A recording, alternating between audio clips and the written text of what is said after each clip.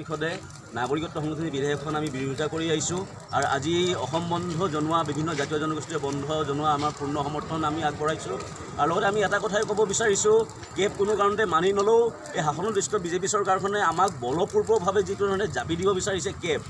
এই কেবখন যদি তেখেতসকলে যদি গৃহীত কৰি কিনে যদি আইনত পৰিণত কৰে তেতিয়াহ'লে কিন্তু আমি শান্ত হৈ বহি নাথাকোঁ কেব কোনো কাৰণতে মানি নলওঁ গতিকে আমি সকলো অসমবাসী ৰাইজক আহ্বান জনাইছোঁ বিভিন্ন অসমত বসবাস কৰা অসমৰ ভৌগোলিক পৰিসীমাৰ ভিতৰত বসবাস কৰা অসম আৰু অসমীয়াক ভাল পোৱা নিজকে অসমীয়া হিচাপে গণ্য কৰা প্ৰত্যেকটো নাগৰিকক আমি আহ্বান জনাইছোঁ যে এই কেব বাতিল কৰক আমাৰ কোনো